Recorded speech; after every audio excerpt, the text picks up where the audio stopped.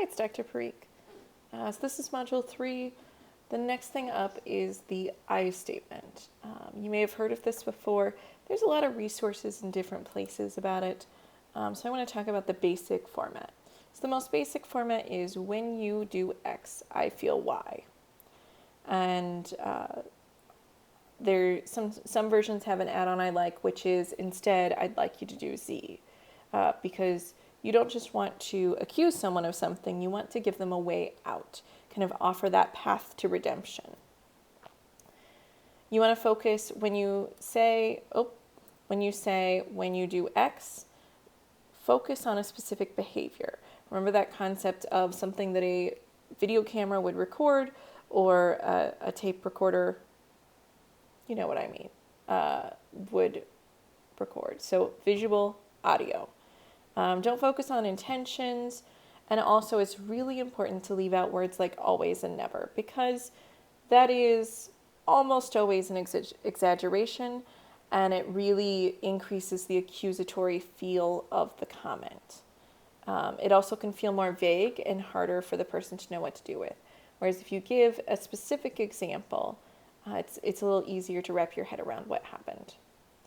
I talked a little in the last time about emotion words and how kind of there's times to use them and times to not use them.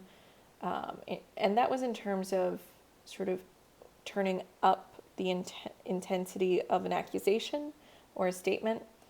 But another piece here is that it's really important for you to decide in each relationship what level of vulnerability you want to have. This isn't an all or nothing approach to being. Just like I talked about turning on and off your listening skills, you can dial in the amount of vulnerability and openness you want to have in a situation.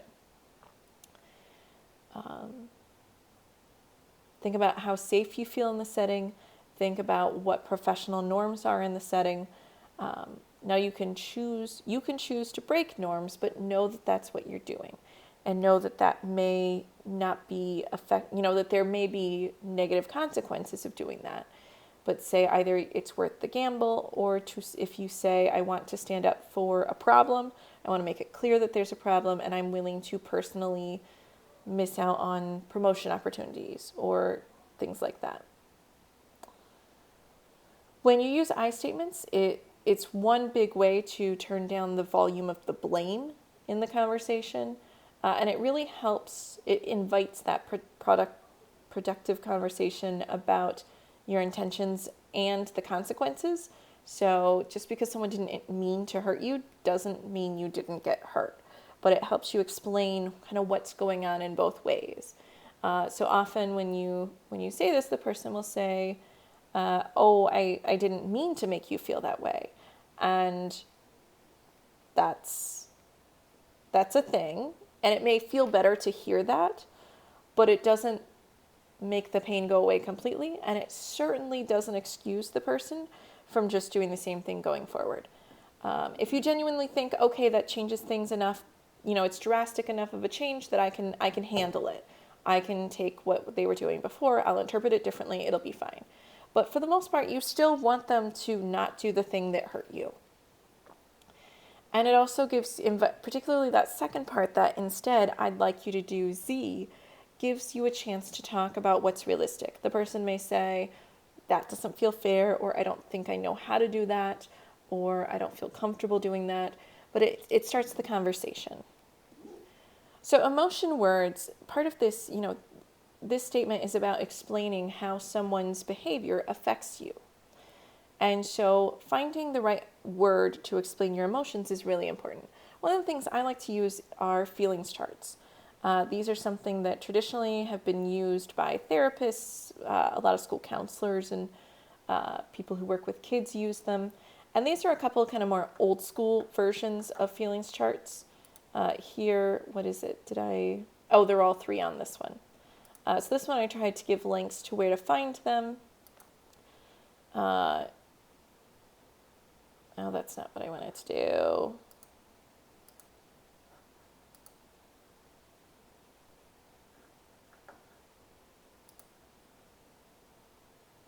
Well, that's nifty. No, that's not. Sorry.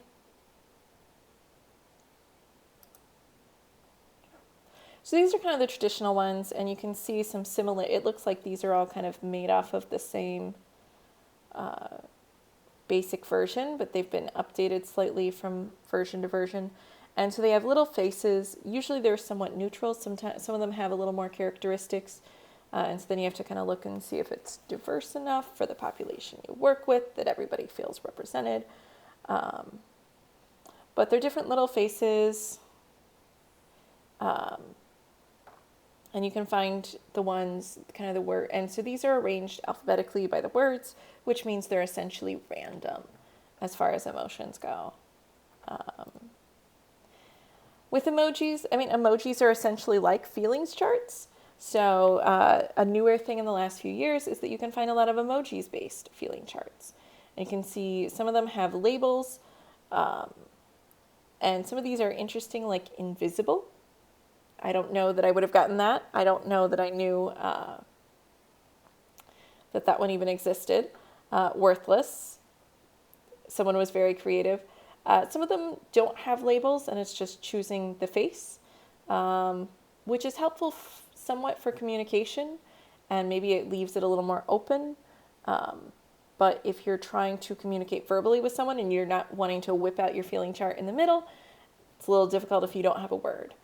Some of them also have like zones, so the idea of different kind of clusters of feelings, and we'll get back to that later. No, that's not what I meant to do. You can find a lot of specialty ones, so if there's something that is particularly interesting or compelling to you, or especially if you're working with a kid, but even with another adult. So we haven't done it in ages. But when my husband and I were sort of first married or getting married, sometimes we would genuinely bring out a feelings chart during a conversation. One of the neat things is it got us, instead of being against each other, we were side by side looking at the feeling chart. So that alone was probably helpful. But it really helped us expand our vocabulary and our ability to tell each other how we're feeling about things. And it set a pretty cool precedent. But you can get like Lego ones. There's a bunch of stuff with robots. And then one thing I found that was kind of cool, I can't find a good version of it. And this one is clearly watermarked. It's not meant to be printed out and used. But it's someone who does work with like horse therapy and created feelings charts with the horses. So it's hard to see, but they're cool. What I can make out is really cool. Here's another one. I really like this approach. I think for kids, the feeling charts are really powerful. I think for a lot of adults, this may be more helpful overall. The kid ones are maybe a little better for kind of breaking the tension a little too, because it feels a little silly. This, I think, is just fabulous because you can kind of think about what your basic feeling is here, and then start exploring and then get even more specific. So I like this because it's organized by a group of feelings.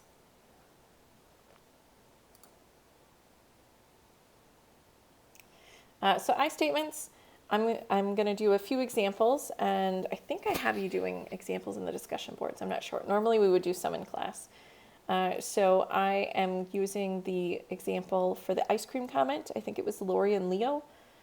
So something Lori might say, and there's a lot of different things she could say, but she might say, when you make comments about my eating in public, I feel shame. So that's that when you do X, I do Y. A less productive version of that might be, you always comment about my eating in public, and it makes me feel like garbage. Now, saying it makes me feel like, I don't love the word it makes. I just like to say, when you do this, I feel this. It's not saying you're forcing me to feel that way. It's just that's what happens. And then to offer instead, I'd like you to help me make a plan ahead of time. Use a secret signal. Not comment on my eating in public. Not comment on my eating, period. And you can see there's a lot of different ways you can go with this. And so it's really important that whatever the ask is something that's meaningful to you. There's another example of a dad who's working through the kids' basketball games. And here I've shown a little bit of how you can do some editing. Your first version might be when you skip my basketball game to work. And instead, the word skip implies that it's kind of a breezy decision, like you don't really care, it doesn't matter. A more neutral word would be miss. And then you say to work, and it may matter, does it really matter that he's working instead, or does it just matter that he's missing it? So when you miss my basketball game, I feel, and I used this this fancy wheel one, and I started with, okay, what are some different ways someone might feel? This one they didn't give as much context for in the book, so I would pick kind of what are some different options, and then I followed it to see, so it might be, I feel resentful, I feel abandoned, I feel worthless. And it's interesting, the more specific it gets, the more vulnerable it feels. Whereas if you just say, I feel angry, I feel sad, I feel fearful. And those are fine feelings to list. You don't have to get microscopically specific, but the more specific you get, I think the more you can work through it together. You are communicating something with those more specific areas. And again, you might think about how comfortable you feel with this person. You also might test the waters with a more vague word, like you might say, I feel let down. And then later in the conversation, if things are going well, you might add on, I really resent it when you pick something else over watching my game. And then again, you don't want to just leave them sitting with these bad feelings and nothing to do with them. You want to say, instead, I'd like you to blank. And here I've got a couple examples. The first one is clearly unrealistic for the vast majority of people. Attend every game in practice. Almost no parents can do that, particularly if they're working full-time. Choose me over work. That's very vague and big, and it kind of implies that any time you choose work over the other person, you are violating this agreement. During the time I was recording this, I got a phone call from my toddler. I didn't stop and pick it up because I wanted to have one video, and I don't care to edit my videos, and I don't really know how to pause it, and so I just let the call go, and when I'm done with this video, I'm going to call my son back. So, saying that you're never going to choose your kid over work is just unrealistic. One that could be, depending on the situation, could be more reasonable is to say, commit to once a week that you're going to come to my game or do something related to that, and then follow through. So thinking about how do you make it measurable? How do you make sure that both parties agree if it's happening or not? Because again, if there's one missed phone call, is he choosing you over work? So the more specific you can be with your ask and the more reasonable you can be with your ask, the better. And keep in mind with that ask that you may, you're not looking to get exactly everything you're asking for. You're looking to get something. So it may be a bit of a compromise. So those are I statements. Again, it's a really popular concept. You can find a lot of resources and worksheets online, but these are the basics to help you get started. Thanks. Bye.